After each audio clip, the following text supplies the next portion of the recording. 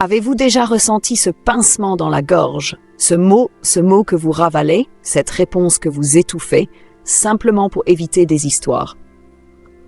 On se dit alors, je suis plus mature, c'est au-dessus de moi. Mais laissez-moi vous dire une vérité que peu vous affronter. Chaque fois que vous faites cela, vous vous poignardez vous-même. Depuis l'enfance, on nous vend le mythe que fuir la confrontation, c'est la sagesse suprême. Qu'être poli, c'est se taire, sourire, avaler l'injustice pour garder la paix. Mais la paix sans vérité est une prison. Et Zell l'a compris plus brutalement que quiconque. Cette vertu que vous portez fièrement, ce soi-disant calme, n'est souvent qu'une peur déguisée. La peur de perdre l'amour, l'approbation, le confort d'être aimé par tous. Si vous vivez pour plaire, alors sachez-le, vous vivrez à genoux, engloutissant votre rage jusqu'à en devenir malade. Nietzsche appelait cela la morale d'esclave, une morale forgée par les faibles, par les vaincus, pour justifier leur impuissance. Trop lâches pour riposter, ils ont sanctifié la soumission et diabolisé le courage. Aujourd'hui encore, ce poison coule dans nos veines. On vous a dit « ne réponds pas, ne fais pas de vagues, sois gentil ». Résultat, vous confondez docilité et bonté. Vous vous croyez sage alors que vous êtes seulement silencieux. Et ce silence nourrit votre rancœur. Réfléchissez. Combien de fois avez-vous encaissé l'injustice, ravalé l'humiliation, tout ça pour préserver une harmonie de façade? Cette prétendue paix a un prix, votre dignité. Je ne vous dis pas de devenir un provocateur sans foi ni loi. Je vous dis de reconquérir ce droit sacré. Exister avec droiture, même quand cela dérange. Car fuir le conflit ne vous protège pas. Cela vous consume, vous vide de votre vitalité et laisse germer une rancune acide. Nietzsche ne s'est pas arrêté à ce constat. Il a proposé un chemin pour briser ces chaînes. Et ce chemin commence par oser dire non. Par refuser cette morale de l'esclave qui fait de vous un fantôme poli. Si vous sentez que ces mots résonnent en vous, abonnez-vous discrètement maintenant. Car la suite vous apprendra à déraciner cette peur et à redevenir maître de votre vie. Mais avant de libérer votre puissance, il faut prendre le poison le plus perfide, le ressentiment. Dans la prochaine partie, vous verrez comment cette colère muette ronge votre âme et comment la transformer en force. Avez-vous déjà ressenti cette brûlure sourde au creux de la poitrine, ce goût amer qu'on garde après avoir encaissé, encore une fois, sans rien dire? Voilà le visage du ressentiment. Une colère qu'on n'exprime pas, une soif de justice qu'on étouffe sous des sourires de façade. Nietzsche l'a décortiqué sans pitié. Le ressentiment naît quand un élan vital, l'envie de dire non, de poser une limite, de riposter, est réprimé. Mais cette énergie ne disparaît pas pour autant. Elle pourrit à l'intérieur, se transforme en venin et finit par nous consumer. Le plus tragique, nous nous inventons de belles histoires pour masquer cette lâcheté. On se raconte « je pardonne, je suis au-dessus de ça » ou encore « je suis trop noble pour répondre ». Mais derrière cette pseudo-supériorité, il n'y a qu'une réalité. Un feu qu'on refuse de laisser brûler dehors et qui finit par nous incendier de l'intérieur. Regardez bien, chaque fois que vous ruminez pendant des heures ce que vous auriez dû dire, c'est le ressentiment qui vous chuchote à l'oreille. Chaque fois que vous encaissez un affront en silence, mais que votre cœur bat plus fort de rage, c'est lui encore. Et plus vous laissez faire, plus il vous ronge. Nous avertit, le ressentiment transforme la victime en complice. Car à force de fuir la confrontation, vous entretenez ce poison, vous alimentez la boucle.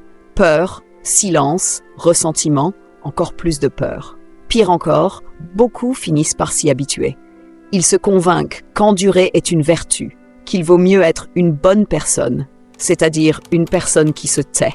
Mais la vérité, c'est qu'ils deviennent prisonniers de leur propre peur. Heureusement, Nietzsche ne croyait pas que nous étions condamnés. Il nous a tendu une clé, la volonté de puissance. Une force pour transformer le poison en élan vital. Mais avant de libérer ce pouvoir, vous devez regarder votre colère en face, l'assumer, l'écouter et lui donner un exutoire juste et conscient. Dans la prochaine partie, je vais vous révéler comment reconquérir cette force oubliée et comment briser définitivement le cycle de la soumission. Si cette vérité vous percute, abonnez-vous maintenant, cela vous donnera le courage de poursuivre ce voyage vers votre libération. Restez avec moi, le plus difficile, mais aussi le plus grandiose, arrive.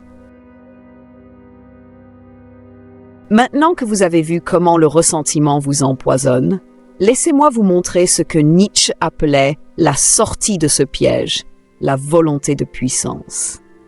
Mal comprise, galvaudée, caricaturée comme une soif de domination, la vérité est tout autre. Pour Nietzsche, la volonté de puissance n'est pas un tyran qui écrase l'autre. C'est une force vitale, l'élan qui pousse tout être vivant à s'étendre, à se surpasser, à créer, à dire « j'existe » sans honte. Regardez la nature. La graine perce la terre pour devenir arbre. Le lion rugit pour affirmer sa présence. L'enfant crie pour affirmer « je suis là ». Cet élan est en chacun de nous, mais la morale de l'esclave veut le museler. Elle murmure « sois discret ». Ne fais pas de vagues, reste petit. Et vous, depuis combien de temps croyez-vous à ce mensonge? Depuis combien de temps confondez-vous humilité et effacement? Nietzsche nous secoue. Quand on étouffe sa volonté de puissance, on la laisse se gangréner. Elle ne meurt pas. Elle se retourne contre nous sous forme de ressentiment, de frustration, d'envie refoulée. Alors, comment la réveiller sans devenir un despote? En acceptant que la confrontation n'est pas un mal. Elle est l'arène où vous affirmez votre droit d'exister pleinement. En redressant l'échine pour dire non quand c'est nécessaire. En posant des limites claires, non pas pour soumettre l'autre, mais pour vous libérer. Cela commence par de petites choses. Dire non à une faveur qu'on ne veut pas rendre. Refuser une blague qu'on trouve déplacée. Exiger du respect là où l'on s'était tu. Chaque non sincère est une pierre arrachée au mur de votre prison. Mais Nietzsche savait que ce n'est qu'un début. La vraie libération, c'est un chemin de métamorphose. Vous allez le découvrir. Le chameau, le lion et enfin l'enfant. 3 formes de l'esprit, 3 étapes pour redevenir souverain de votre vie.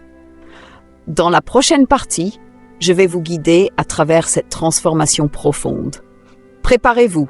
Après avoir vu la cage, vous allez apprendre à briser la serrure. Si cette force résonne en vous, abonnez-vous maintenant, car le voyage vers votre renaissance ne fait que commencer.